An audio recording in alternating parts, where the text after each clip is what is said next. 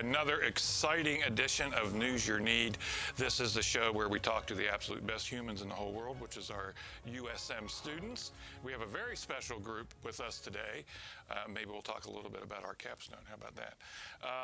But why are we here? What's this show all about? Well, this show is about the idea of news being the weather report for your society. This idea that these issues that are coming at you as a citizen, we need to make decisions, we need to take action. Well, how do you know whether to do that, when to do that? Well, you read the news and you see what's going on in your world and you make decisions as a citizen. So this is the show where we talk about what's in the news. So what I'm going to do is ask you all to introduce yourself, and if you're listeners that's staying with us from the previous show, a couple of names will be familiar to you. So let's start over here, Garrett. Hi, so my name is Garrett Grove. I am a senior journalism major with an emphasis in broadcast and a minor in business administration, and I am in that capstone class. Excellent, and we're going to talk a lot more about that. Callie. Hey everyone, my name is Callie. I'm double majoring in journalism and criminal justice. I'm also in the capstone class. And I'm Jackson Howell. I'm a senior journalism major with an emphasis in print.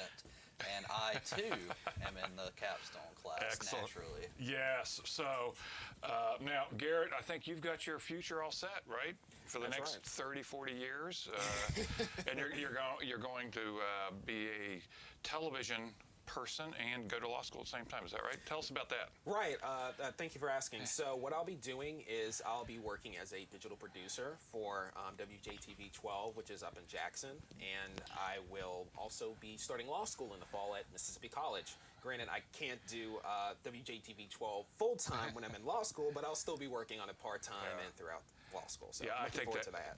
I think that's great, and that kind of shows how badly they wanted you, right? Is that they're willing to work a deal to let you go to law school and work for the station. I love that. Callie, you're making plans for law school? Yes, I registered for the June LSAT yesterday, so I don't have super high hopes for that, but I'm working for it. You'll be great, and you're actually graduating next Yes. May. Yeah. I was going to graduate early, but I decided that I'm just going to stay a little bit longer. Okay, excellent. Okay, and Jackson, you got your future as well set for the next 80, 90 years? What, tell us about that. Something like that, yes. I have accepted a gig. You know what I'm talking about. I do. But I don't think I'm ready to announce it just Gotcha. yet. That's fine. But got that figured out. I'm going to start working there really soon. That's Love all I that. can say. But yes, it'll be print with a newspaper. I love that. So fun stuff. Yeah, so we're so proud of all of our students, but this year's group, man, high percentage of folks getting their gigs figured before they even walk across stage. So that shows a lot about something, I don't know what. Okay, so let's talk about the capstone here. So you guys have been working all semester on a really important issue for our campus here. Tell us a little bit about that.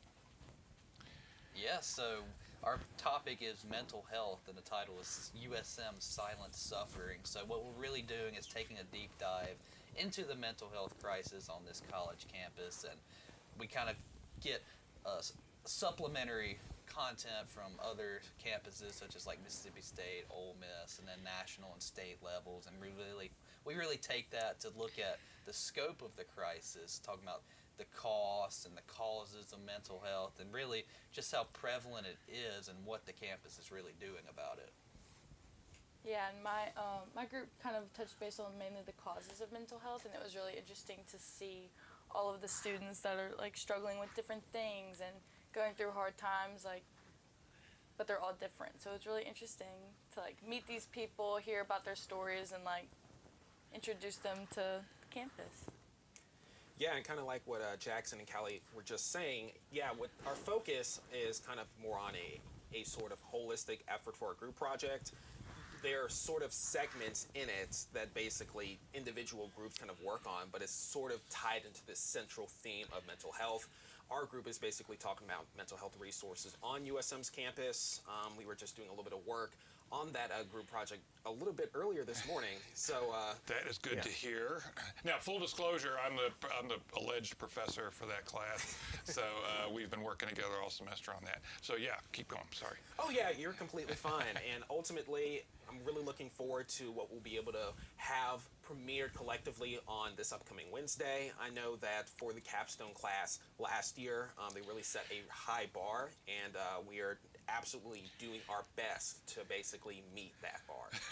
Well, let's exceed it, right? Yeah. But yeah, so that's right. So we will have a public premiere of all your work and what we're calling it's an SMTV special is what it is. And that will be publicly premiered for the first time ever in the whole world at next Wednesday, this coming Wednesday at 6:30 p.m. in Stout Hall. So that's absolutely open to the public. Love to have everybody there. So give me an assessment. How is the mental health of our students? You guys have been talking to folks all year. So what's your feeling on how are our students doing?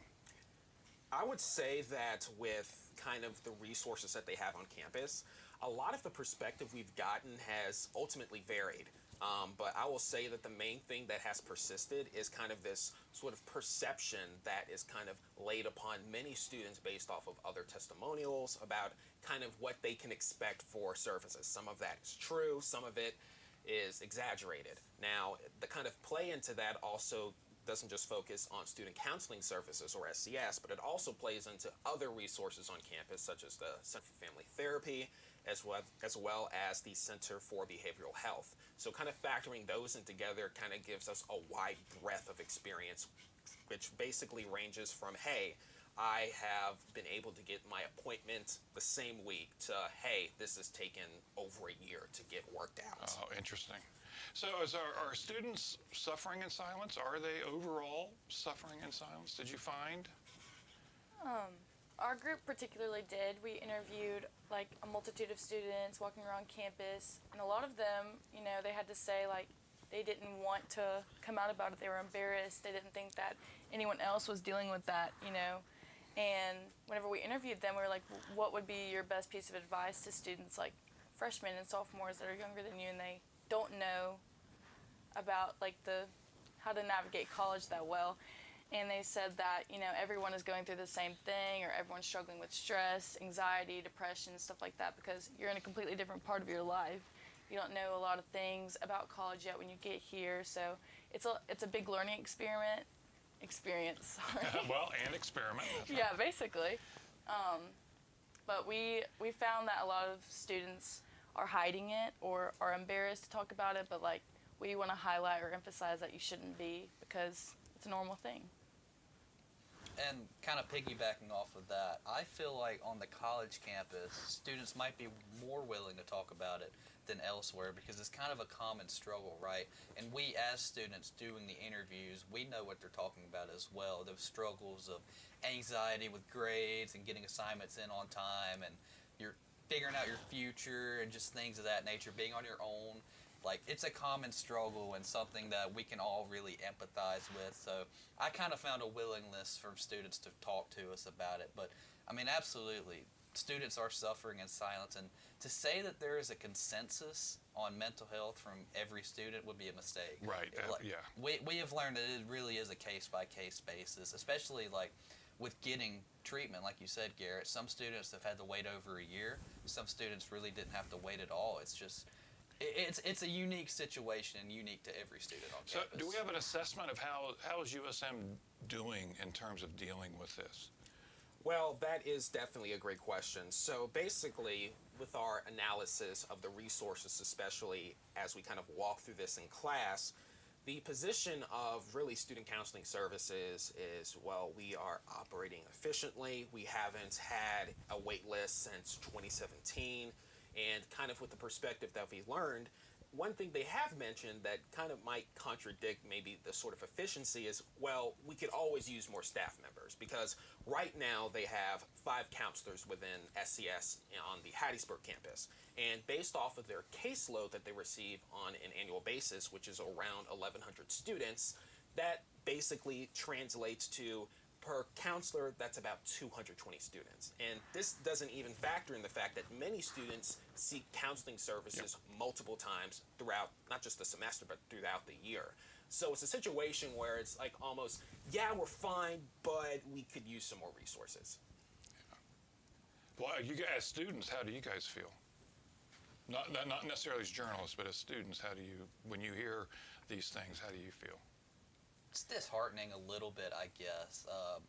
Basically, the sort of opinion I've gathered is that they can try and they can be the best at what they do, but the fact that there's so little of them, staff, counselors, compared to how many students there are, that ratio, like, students are going to fall through the cracks and they're not going to have their needs fulfilled. So it kind of makes me feel like, well, if I was in a tough situation, I might be hesitant to go because can I even be seen?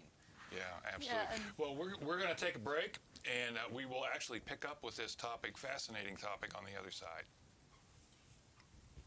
Southern Miss Student Media is how USM communication students put their education into action.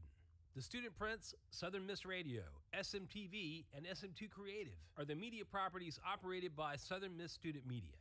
You can get your share of the more than $600 million USM brings to the area with help from Southern Miss Student Media. To find out more about how to reach the USM audience, email sm2sales@usm.edu.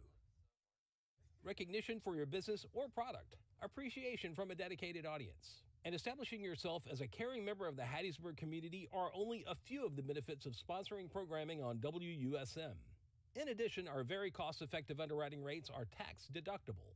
To learn more about the upsides of underwriting programming on WUSM, call 601-266-4287.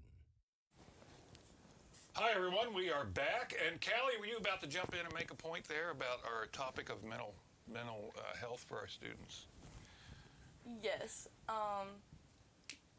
basically off of what Jackson was saying, I think it can be kind of hard for students to even want to go talk to like our counseling services and our resources that we do have, because we've heard students say that they've waited like a year, to get on that wait list, and it can be hard for students to wait. They might need the help now, or they might need it immediately to get through with the hard time that they're going through. They don't want to sit in it, and that's what we kind of want to emphasize to, USM and our resources. We don't want to let students like sit in their struggles and suffer alone. Basically, we want to be there for them, and it is hard to hear students say that they have struggled and have waited a long time to deal with them. So, yeah, no, absolutely. So I have been in this game a while as far as teaching students, being around students. I will say it has changed in the last couple of years, or it feels like it's changed. Of course, maybe I have changed. Do you think students are a little bit more brittle coming out of the pandemic than maybe they were before the pandemic? Did the pandemic years affect our students' mental state? I would say I think so, definitely. Like, I would say in terms of social anxiety, that's definitely going to be there because they were really secluded. Obviously, during the pandemic, you couldn't really leave your dorm or your house or what have you. All the classes were online, and then kind of going back into society, that can be really stressful for some, especially with classes you're used to doing it online, which, let's face it, you can get away with more in online classes than you can in-person classes. So definitely a lot more added pressure there, and I think that definitely would kind of add to the student aspect of poor mental health. Yeah, interesting. I would say to kind of add on to that point as well, kind of what Jackson was saying is it would make sense because if we kind of go back even at looking at USM's policies, we were basically a sort of online college, especially right in the immediate aftermath of the pandemic beginning and even going into the 2020-2021 school year. So even people who are now like juniors and even seniors kind of coming into USM, they might even still kind of be facing the aftermath because their first experience with USM was like, hey, I'm in isolation, I don't really know anybody, it's hard to make connections, and that kind of carries with you. And it's just like, even though now we're at a state where things are quote unquote back to normal, we've kind of learned how to live with the coronavirus, like the implications and impact of that period of social isolation really still lingers. Yeah. I mean, I see that. I mean, and the idea of what is normal. So if you entered the university during the pandemic or right before the pandemic, what does a return to normal look like for you? Right? I'm sorry, Callie, I interrupted you. Go ahead.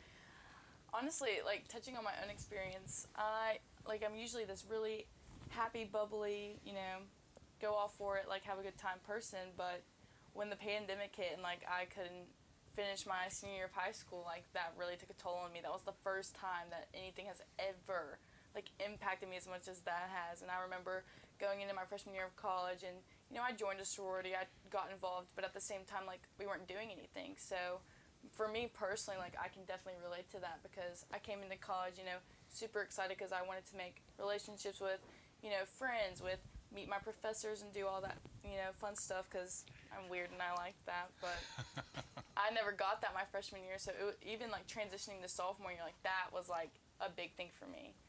So. Yeah, really interesting. Okay, well, thanks, guys. That's a great summary, I think, of the project. I look forward to seeing our finished version. Very exciting. We're going to be spending a lot of time in the studio Tuesday evening, I suspect. And then remember the public premiere Wednesday, 6:30, Stout Hall. So it's going to be very exciting. Let's turn to another couple of headlines. So what else are our students talking about? What is on the mind of our USM students right now? The thing that definitely comes up as the biggest sort of thing on people's minds relates to the sort of provost search, particularly as it relates to Lance Nail. He has definitely garnered a lot of controversy, particularly as it relates to his ventures in previous institutions, mainly Texas Tech. And for those who don't know, it basically kind of boils down to him basically kind of turning a blind eye to a professor who was engaging in sexual misconduct with not only kind of staff, but also kind of even some students. Also, as it relates to kind of changing grades behind other, I guess, faculty members' backs, which ultimately led to him resigning from Texas Tech. And so that has kind of come back to sort of haunt him in a way. It's kind of become the main central focus of protests. And the thing that kind of elevated the story is the student who basically had the Twitter thread that basically highlighted all of this. She was actually reached out by one of USM's biggest donors, Chuck Sienna, the namesake for the College of Business. And there's a big story on Mississippi Today about that. So something that kind of started off as this sort of really hyper-focused controversy kind of really has expanded in the last week. Yeah. So, I mean, it's really interesting. I'm feeling on campus that the students care more than the faculty. I mean, I have not heard a lot of faculty talking about it. Me neither. But the students seem pretty engaged in it. Although there was a protest that was last I think Wednesday, Thursday? Right, it was the same day he came on campus. Right, and there were, 15, 20 people I heard, something like that? Yeah. This generation is not afraid to speak up, you know? They want to be heard. Yeah, so that's interesting. So I'm not quite sure where to go with this other than if they were to go ahead, if Lance Nail was the one recommended by the search committee, how would students feel about that? Personally, I think it would be a mistake. Last year, and this is what the Capstone covered, there was a sexual assault protest, and there was a good piece by the Capstone class last year. And I mean, this guy, let's just look at Southern Miss as a whole right now. They have a black eye right now because of the whole welfare scandal thing, right? That's looming large, right? Whether they like it or not, whether they talk about it or not. You don't want to add any more controversy than you have to, whether or not the provost candidate is the right guy or not. Do you really want to add more controversy? Do you really want to add more gasoline to the fire? I don't think they do. Yeah. No.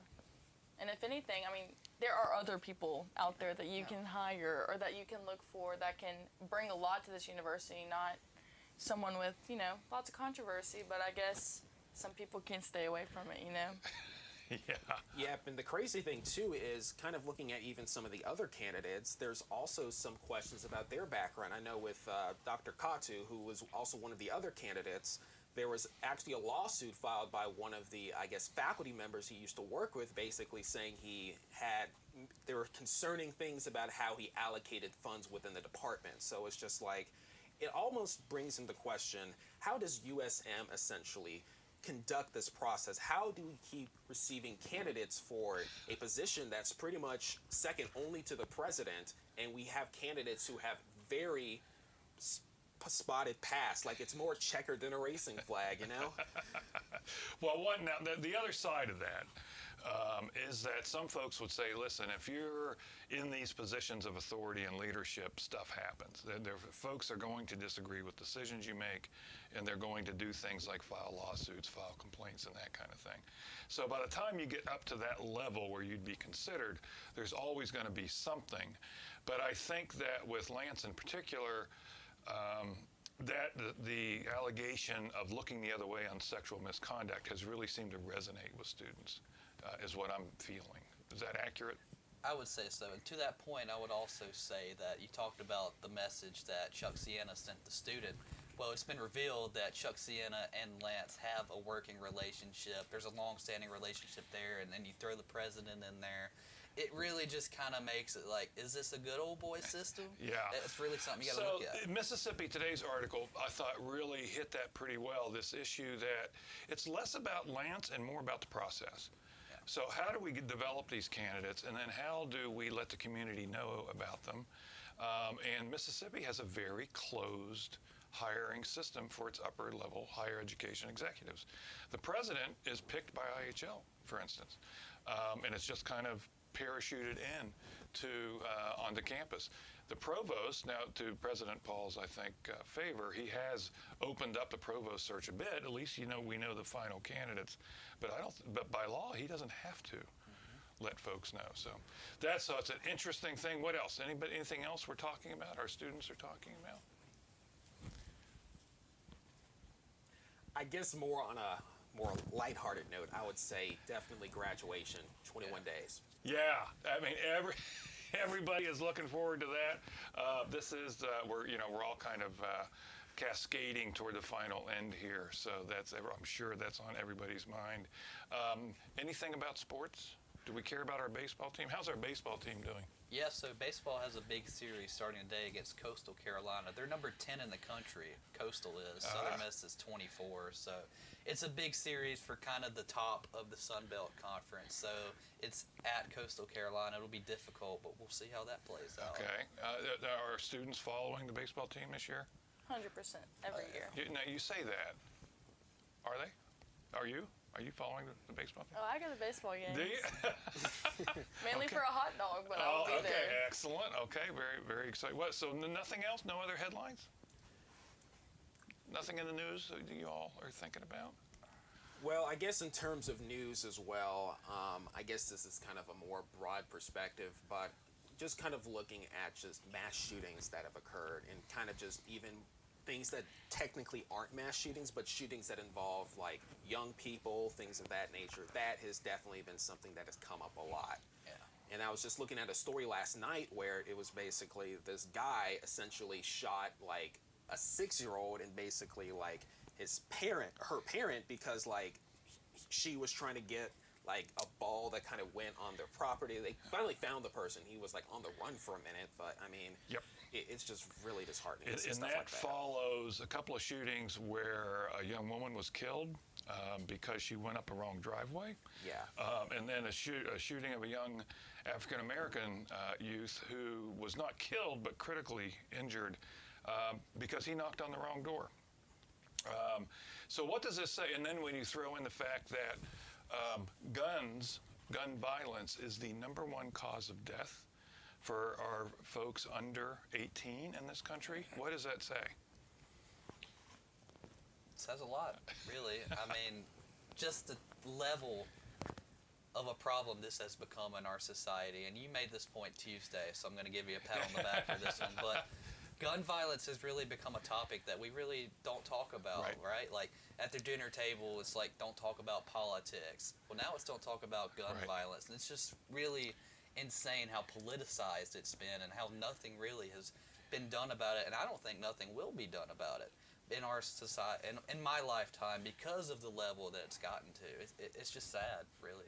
Yeah. And the thing about it too is, even though there might be some difference on the level of, hey, should we ban assault weapons or things of that nature, there's a lot of consensus that the American people have come to. You know, stricter background checks, close the gun show loophole. These are things that most people agree upon, but there's just so much inaction not only happening on the state level, but on the national level in Congress. Right, exactly. and- Okay, we are going to take one more break, and we're going to actually pick up with guns real briefly on the other side.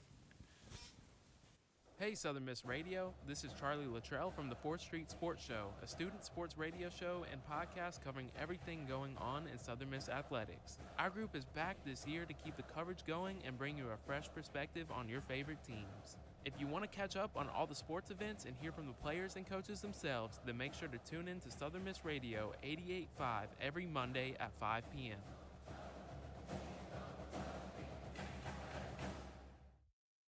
If you or your business is interested in sponsoring programming on WUSM, we'd love to talk to you about the benefits and opportunities. You can get recognition for your business as well as the appreciation of the WUSM audience. The audience realizes your support provides the programming they listen to daily. In addition, our sponsorship rates are very cost-effective and tax-deductible. To learn more, call 601-266-4287. Welcome back, everyone. And so Jackson was making the point earlier that I've long said that there are certain topics that have moved in the last 3 or 4 years into the taboo area in our society, and is that a good thing? Guns is, I believe, the most recent one. So, Callie, what are your thoughts on this? I know a lot of people, that have guns and own guns, and they wouldn't hurt a fly. So I feel like coming back to our capstone project, I personally believe that it is also a mental health crisis in the world, in the United States. We have a mental health crisis because, I've always firmly believed that, a gun is not gonna pick itself up and, commit the murder, commit the crime. The school shooting really hit close to me, just because, it was unbelievable to see, and there should not be, people should not have military weapons. People should not have crazy guns. I believe that we do have a right to our Second Amendment, though. We have a right to protect ourselves, and it would be very scary if that was taken away from some people who would never, commit harm in the first place. I believe in self-defense and all those good things, but at the same time, it's scary to see these people, commit these crimes over a girl pulling in the wrong driveway. The amount of times I've done that, the amount of times that I have pulled into the wrong driveway, it's terrifying, but I think it's also It is interesting. So, when I was a journalist and when I ran a newsroom, I would routinely knock on dozens of strangers' doors. I would send reporters out to talk on strangers' doors. But it does have, as our society moved to the point where that is a dangerous activity, right? So it's a really interesting thing. So let me throw another, so we'll get off it's a little bit dark, but let me throw, this is also slightly dark. Did you guys catch the explosion yesterday? You mean the SpaceX? Yeah, the SpaceX. So so what we're talking about here is Elon Musk's SpaceX, the largest rocket. It's called Starship, I think. Starship. The largest rocket ever built. 17 million pounds of thrust, 33 engines. It was in the air for 2 minutes and 30 seconds, and then they hit the destruct button because it started spinning end over end, and they had to blow it up. So do you guys care? Because this is the idea of we're going to go to the moon, because they've already announced that, and then they want to go to Mars. So do you guys care?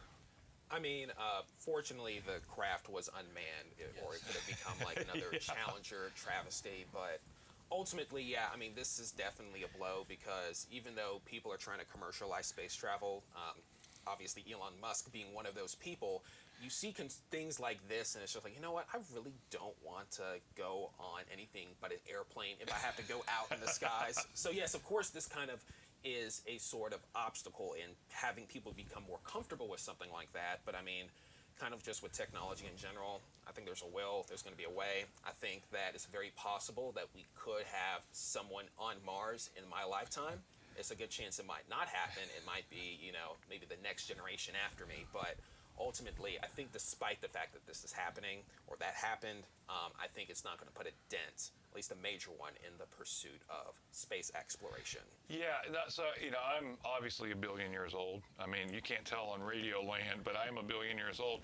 Now, when I was your age, the space program galvanized the country. It was a thing. Everybody knew astronauts' names. When they developed the space shuttles, that was a big thing. We used to have live coverage of every shuttle launch for a decade. It was just crazy. But it does feel like it hasn't caught the imagination of your generation, that this space thing that's going on, you guys are just going, eh. Yeah, well, I think like during the time of like the landing on the moon, it was the Cold War. It was like a big step for the United States. That's a really good point. They right? The United States wanted to get their dominance, prove that they could do it first. They wanted to put their foot down. I mean, which they did literally on the moon. And I definitely think that if the United States really wants to get that, get that feeling back of, look at us, like, look at how we're evolving. Like, we have great people who do great things, who have ambition, who want to do this. And although it's a very scary thing, I would never do it. I definitely think that our generation, one day, maybe not like mine right now, but I definitely like what Garrett said. I feel like we'll get to Mars, while I'm here. At some point, we'll get to Mars. Okay, well, this has been an amazing show. Thank you all very much. I think we appreciate the conversation. And as always, time spent with our USM students is time well spent. So this has been a production of the Southern Miss Student Media Center. Our producer is Cinnamon Lee. Thank you, Cinnamon, for keeping us between the ditches. Our engineer is Shania Williams, and our station manager is Wilbur Martin. And we will be back next week.